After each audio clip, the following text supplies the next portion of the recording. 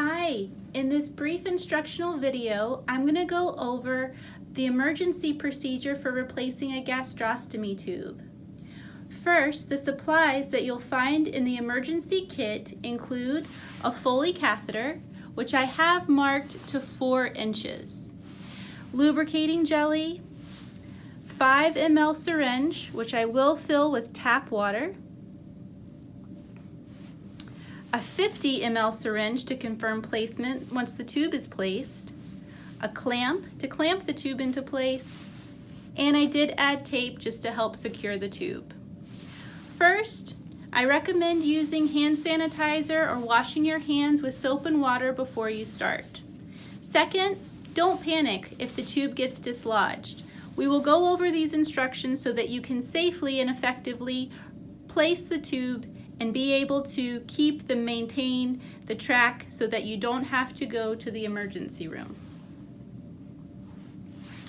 Take your Foley catheter, add a little bit of lubricating jelly. Once that is applied, you want to insert the tube with gentle pressure at the G-tube site. You may have to place some pressure, some constant pressure when advancing the tube. That is okay. Once the tube is advanced to your marked point to 3 or 4 inches, then you can inflate the balloon into the white hub to inflate the balloon.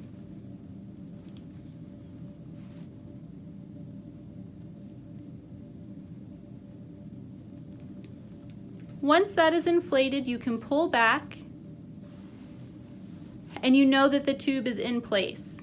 To actually confirm placement, you want to put the 50 ml syringe and connect it to the clear plastic end.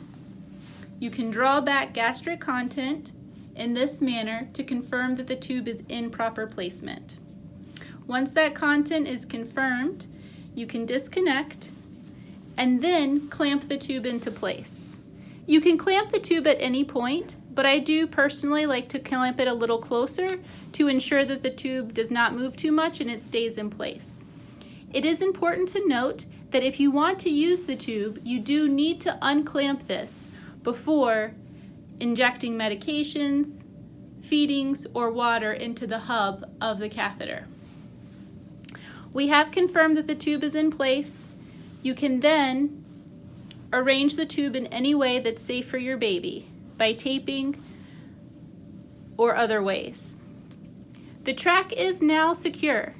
You can call the clinic for further directives. If it is after hours, you can wait and call when the hours are available.